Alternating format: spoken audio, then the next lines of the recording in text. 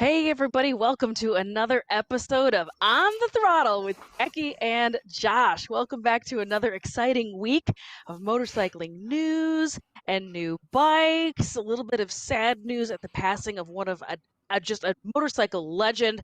Paul Smart unfortunately passed away very recently, so I just wanted to go ahead and just touch on a little bit of the highlights from his life. If you're not familiar with Paul Smart, just a I always say the word iconic a lot on this show, Josh, but that's because we're always covering very iconic, big news, it feels like.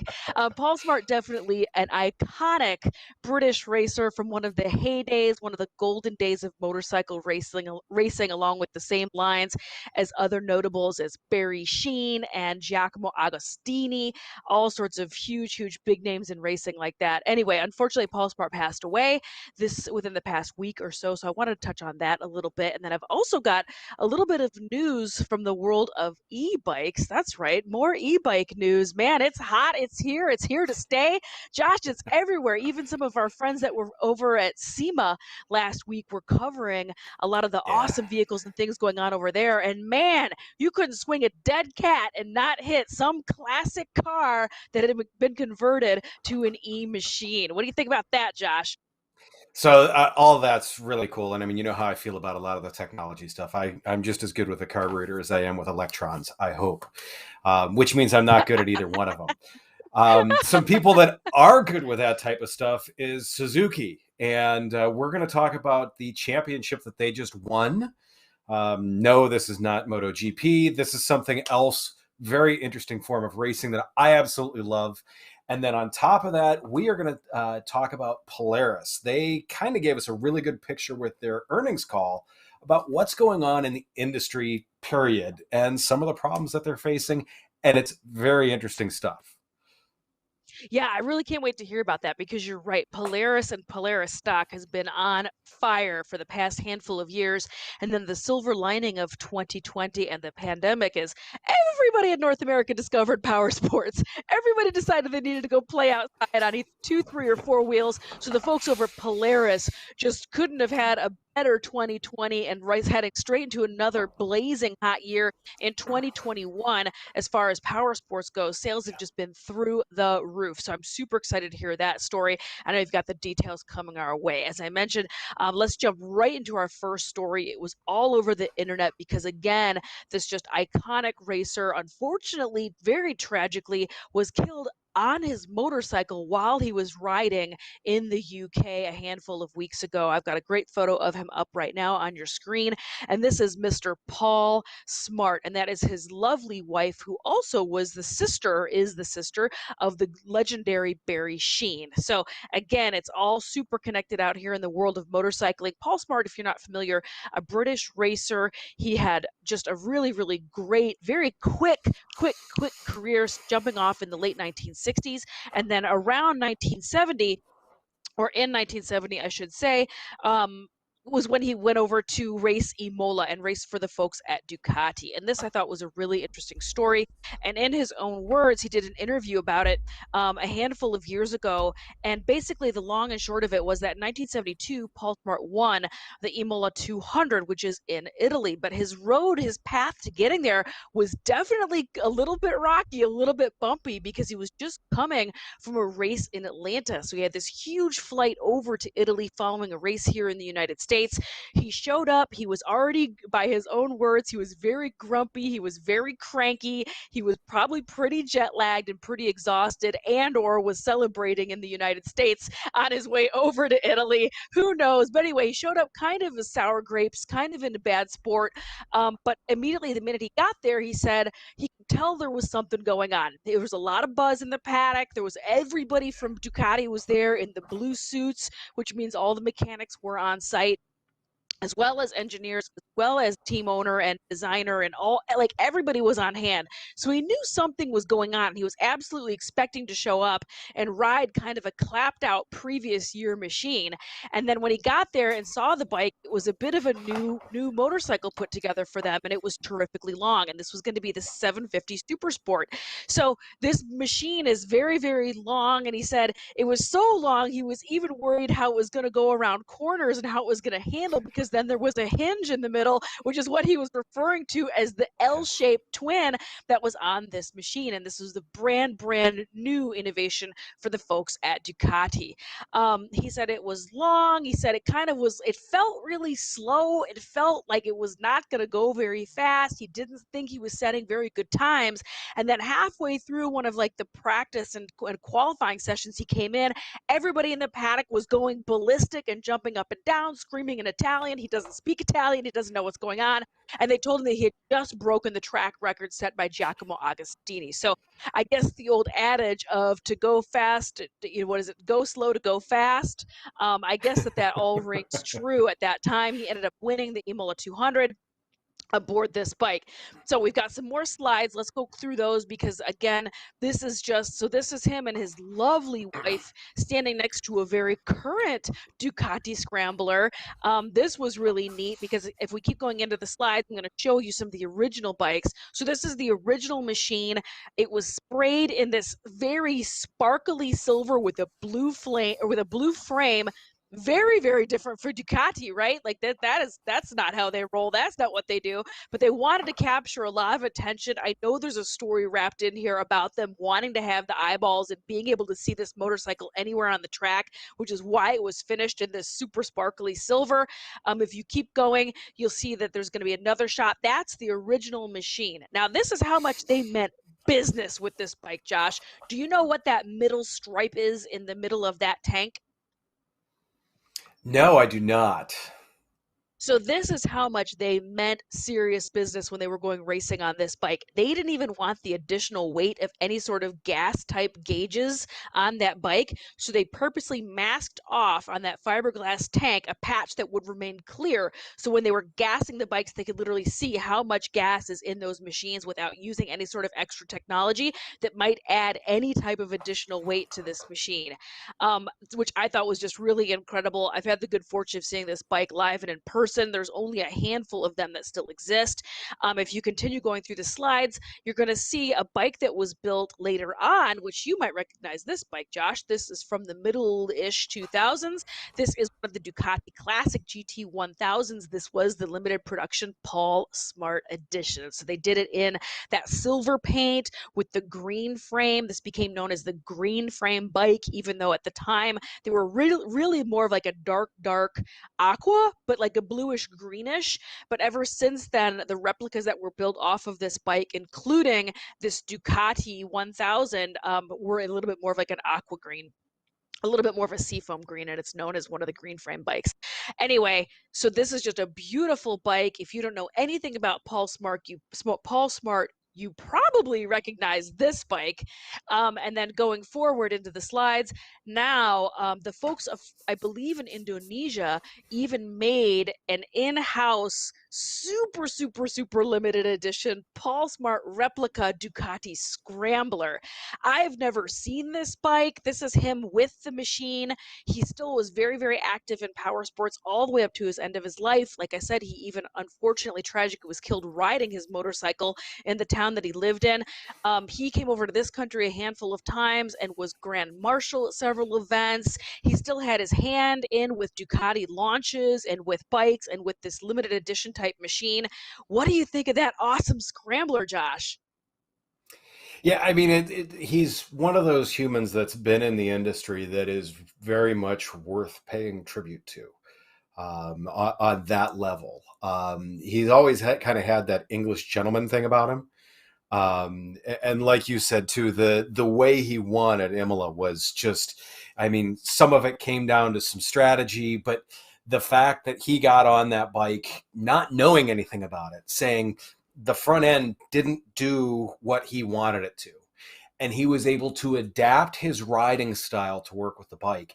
That is huge, because you look at so many people that they can ride one thing or not another.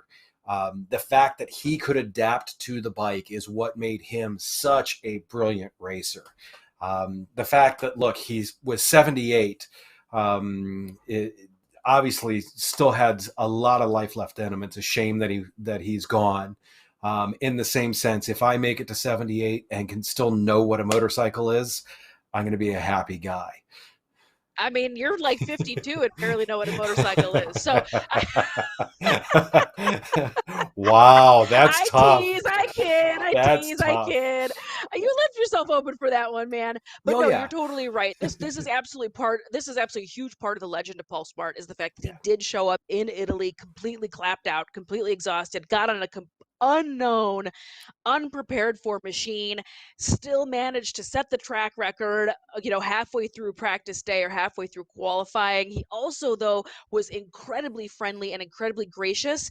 And he was a racer's racer and he was a mechanics racer because he could give them great feedback, even on something that Yes. he's never ridden before, but still crush it. And you're right, adapt his riding style to it. He just was an absolute legend and an icon out here. So it's a real shame, but I just wanted to go ahead and touch on his life just the tiniest little bit and showcase some machines that even if you're not familiar with Paul Smart, the racer, you're quite probably familiar with Paul Smart, the motorcycle, the man that inspired all these bikes, all these replicas, all these tributes. I mean, custom bike builders in this country. I think I've seen 4 or 5 of them floating around the United States in the last handful of years, based off of that 1000 GT put out by Ducati. So just all those things speak to the fact that who he was, who he is, and who he will forever be in the land of motorcycling. So Godspeed, Paul Smart, a heck of a guy, a heck of a racer, and somebody that I wanted to go on and go ahead and feature on today's show. What's coming up for you, Josh? What's going on in your neck of the woods? So Suzuki just clinched the FIM World Endurance Championship this year. What I find so amazing about that is Suzuki always has these things that, I mean, obviously MotoGP, they've had success, but they haven't had, let's call it Marc Marquez or Mick Doohan success. I mean, they've had the Kenny Roberts Juniors in those, but they haven't had these dynasties. When you look at endurance racing, it is Suzuki. 7 out of the last 10 years, Suzuki has dominated this championship. That to me says dynasty about it. So what I find so interesting about so much of this too is going back to how you said the mechanics. Endurance racing is, I mean, they're all team sports. We don't give race teams, I think, as much credit because hey, we're watching the driver typically. Most other people when they're talking about sports, they look at the quarterback or if it's soccer, the striker, whoever. It's the same with motorsports. You're looking at the driver, but when you look at endurance racing and what these mechanics and teams do, some of these are 24-hour long races. For those, I mean, I can't stay up 24 hours. Let alone be on my game enough to change a tire, change brakes, and add fuel. The fact that they can go through and do that well. The other thing about that is to me the testament is just how the durability they've worked that into those. With the Suzukis, I mean they've been known for that for years. The durability on their bikes. My DRZ has about 10 bazillion miles on it. Still just go out, start it up. I don't check the oil because I don't need to. It's that reliability with it. It's so when you look at all those factors, the fact that they clinched it with still a race yet to go, I think is pretty awesome. It was the Yoshimura branch that did that. Of course. I've actually crewed on an endurance team on the automotive side. And being any one of those guys that's in that picture right there, it is brutal because it's the only thing that I can equate it to is I heard an airline pilot say one time, he goes, it is 8 hours of sheer boredom interspersed with 10 seconds of sheer terror. And that is very much like how being on one of those crews is you are sitting there waiting, and then it's go time. Yeah. For them to get the bike set up right and everything like that. The nice thing is it's a bunch of different tracks. This was the most circuit, I believe, in Czechoslovakia. Okay.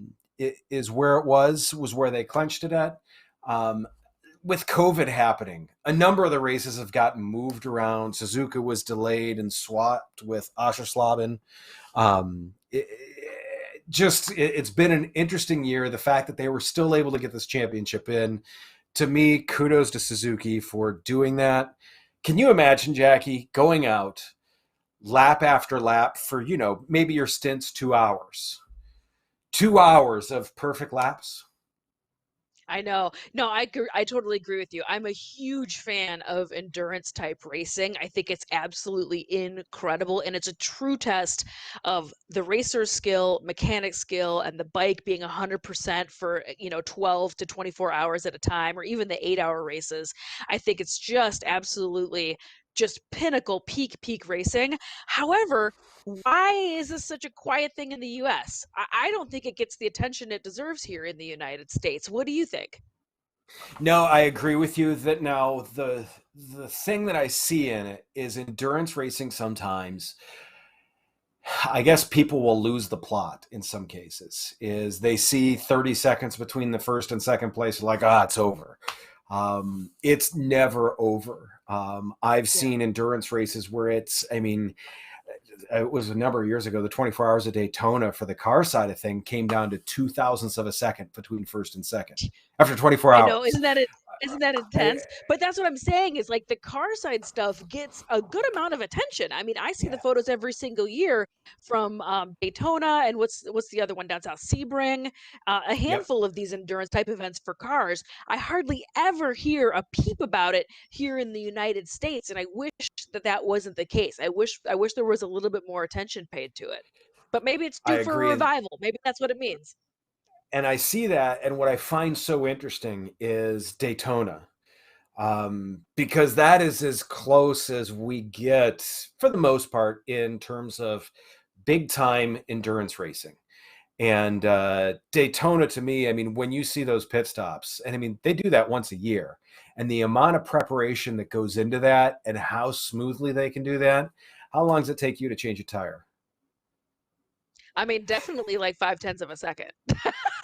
Yeah. No, I'm No, for kidding. me, It takes me it takes me significantly longer than that for sure. Are yeah. you talking about the Daytona 200 or are you talking about the car side stuff? No, the Daytona 200. Yeah. So, when you see how quick those guys change tire, add fuel, or swap out a bike, whatever, just in that, there's an art to that. There's a strategy to that. There's all sorts of fuel that goes into that. The Yeah. strategy is the part that so many people don't see in that. It's a chess game. It is a high speed chess game. Well, here's the interesting thing, Josh, because we just talked about why there aren't more people paying attention to this type of racing, this endurance 200, 500, whatever type of racing with motorcycles. They just announced they're going to be bringing your favorite race, the King of the Baggers, to Daytona this year, and they're going to be racing it at the same time, not literally the same time, but the same weekend, same Right. time frame as the Daytona 200 is going to run. So, is this an attempt to try to bring more eyeballs to the 200 and bring those people back? Because I got to tell you, this will be my 8th or 9th year of going to Daytona Bike Week, and nobody knows about that race. Nobody that goes to Daytona for Bike Week knows about that race, thinks about that race, goes to Yeah. that race. Nobody, like nobody even knows it's happening. I will be at the track all day long, and people will be asking me what that sound is, and I have to explain to them that it's the entire reason why Bike Week exists is because of the 200 race. Which God bless. That means there's a marketing opportunity here. So maybe by Right. bringing King of the Baggers to Daytona International Speedway, maybe it'll create some more eyeballs in there. Just something to think about, my friend, because I know it's your favorite race, so I love bringing it up. It's funny to me because seeing that, like I said, I hope that works, and I hope that brings more light to that, because to me, I definitely see that these to do a longer term race series that gets more eyeballs. Because the endurance racing totally deserves it. When you see the stuff that happens in the pits, and it comes down to some cases, there's always the lift and coast. If your brake marker's at 100 meters is where you jam on the brakes. Well, if you think, man, I can get an extra 5 minutes out of this tank of fuel if I just let off the throttle at 200 meters. and Yeah. coast that 100 meters. I mean, there's all types of those mind games that go into that. So to me, it's that rolling 200-mile-an-hour chess match that I love to watch. It's why I kept track of it this year. It's why it's going to be interesting in the future, and hope we see more of it. I think so too. I So can't wait to see more of it myself. Now, speaking of what we're going to see more of, I had already touched on at the beginning of the show. SEMA just wrapped up, which is a huge, huge, huge trade show that's held annually in Las Vegas. It is definitely more automotive based, but there's a little bit of motorcycle and power sports stuff in there. They're kind of riding the wave on into yeah, SEMA now, and everybody goes. It's a huge, huge event. Anywho, I cannot get over two things. One, that if you didn't have a Ford Bronco, you were like living under a rock. And number two, if you didn't have something electric in your booth, you also like may as well have not even gone there, because yeah. electric is here. It is the now. It is not the future of anything. It is here and today, and it is certainly here in power sports. My second topic that I wanted to bring up for today that I caught wind of last year because it started kind of hitting the internets. This bit of news is the brand Gogoro has powered up with another company in Asia called Gojek, and it is their way of getting into bed over in Indonesia. And what Gogoro is as you can see on the screen by that little scooter sitting there and those little squares behind it. Well, those aren't lunch pails, my friends. Those are interchangeable batteries. So this, I think, is incredibly exciting. And it's already been taking place. They've already set up infrastructure, and they're going to be going forward and powering into. That's right. That was your dad joke of the day. They're going to be powering into India and China, and they had their sights set on another third huge player in the power sports game, which is Indonesia. And now, what I mean by that is this company, Gogoro, is wanting to set up this infrastructure of where they have basically these booths that are full of fully charged batteries. And when you have a scooter that's powered by the Gogoro system, you can rent it and ride it anywhere around these countries that are going to have this infrastructure. When you run out of juice, you just need to find one of these booths and pull over and swap out batteries and put in a brand new fresh battery. I think that this is a very, very interesting proposition as far as being able to extend the life of e-bikes and extend your range. Instead of having to pull over, stop, plug in, and spend the night. If you watch the show Long Way Down, or Long Way Up, I should say, the e-bike with Charlie Borman and Ewan McGregor, their real stress, their real drama of that whole show was where they were going to find to plug in their bike. Well, this takes the guesswork out of it because you just have to find one of these stands. So they've already made a deal to start popping these in and putting these up all over India, China, and now they just announced this past week that they have set up the infrastructure and made a deal to set these up in Indonesia. They also, on while they are launching, and they're in this kind of hot and heavy sweaty mindset of people getting really excited about e-bikes. They also announced that they're going to be going public, my friend. This is your opportunity to buy in on this opportunity, which I think is really, really Yeah. exciting. What do you think, Josh? Can you see that working over here? So this is the big thing, and this is the big test. When you look at those foreign countries, there's scooters everywhere. That's how they get around. That is their mode of transportation. Now, for all of us, the big deal with electrics is range anxiety. The fact that you're like, oh my God, I've only got so many electrons left, and then what do I do? This to me gets rid of that. And the other thing that it's a concern is battery degradation over time. If you're worried about that, hey, I'm every time I charge and recharge, it takes a little bit out of it. If you maintain your internal combustion engine properly, more than likely it's going to last. It's probably going to outlast you. With batteries, they're going to degrade. So this helps you avoid that. Maybe it's done on a lease, whatever, for the battery, but it gets rid of the range anxiety. It also makes it so that way you can there's no time to recharge. Bang, bang, you're done. You're on your way. No range anxiety.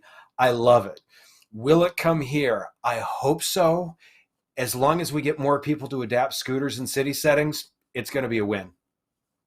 But here's the thing, Josh. This is the thing that I think is so interesting about e-bikes is the fact, yes, I hear what you're saying about the range anxiety, but here's why I think that that's kind of poo-poo is because half of Americans right now live in cities. half of us really only need to Yep. travel 5 to 10 miles every single day. That's it. Correct. So you're right. Is an e-bike going to be for you, the 1,000 iron butt, 1,000 mile in 24 hours? No, no, it's not going to be for you. It's not for you. Not all things are for all people.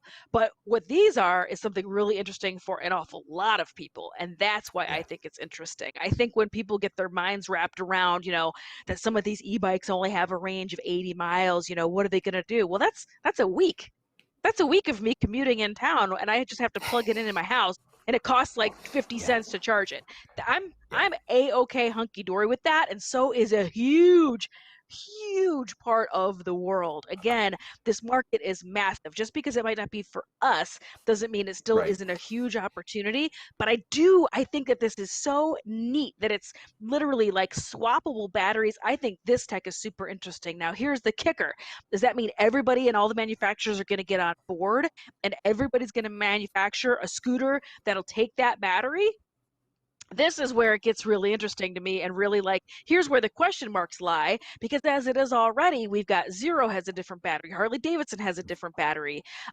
Another bike that I saw this weekend has a completely different battery because it's a 1929 Enfield or Indian 4. That's right, 1929 inline 4 that has been battery swapped out. It's an e-bike. Yeah. I've got some great photos. Go ahead and throw those up there. There we go. Look at how cool this is. So this is a gentleman named Randy Hayward, based out of Detroit. Randy is excellent. Randy races antique motorcycles with the Sons of Speed race program. That's how I met him. And then he partnered up with a company that is also based out of Detroit, if I remember that correctly. And he said, let's make an antique e-bike, but it has to look like a true antique bike. Like from 20 feet away, you have to think that this is a dead ringer. You wouldn't know any different. And Josh, if you saw this on the street, would you think that this was an e-bike? No, not at all. I mean, and I do think it's very cool to have that merge of modern and antique. That to me it's a very cool setup. I think it's funny going to what you said about SEMA. We're going to see more and more and more of that happening, especially as electrics get easier and smaller to work with.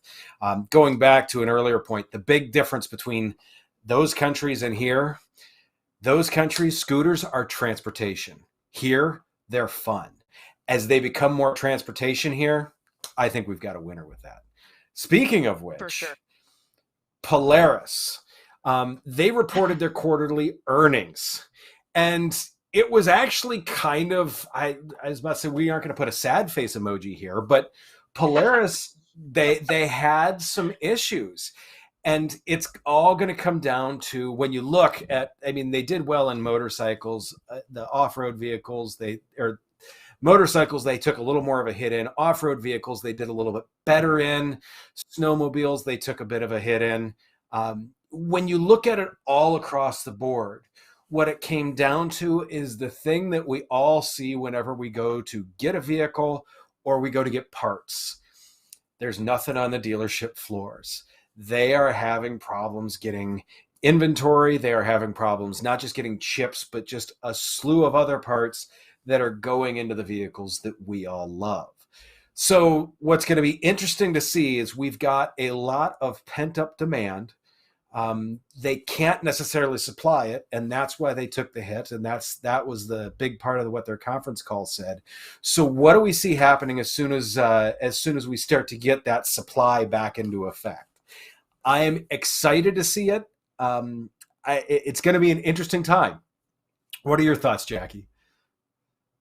Yeah, for sure. So this is not an uncommon story. I have had the good fortune of visiting dealerships for the past like 6 months, and everybody is out of product. This is a really awesome problem for them to have. And in one way, everybody was really, really grateful, but they didn't realize that the supply chain issue was going to like keep on trickling down and trickling down. Yeah. And now, there's 100 boats sitting off both coasts just waiting to be unloaded, as well as this, as you mentioned, the chip issue is very real, very serious. Once we start making machines that are all computer driven, they got to have the brains put in them. And if they don't have the brains put in them, they have to park them. There's also a huge bunch of cars hanging around all over the place waiting for the brains to be put in them. So this is just a really, it's a really awesome, but whop, whop, whop. Really tough Yeah. situation, I think, for everybody, whether they're in automotive, power sport, whatever.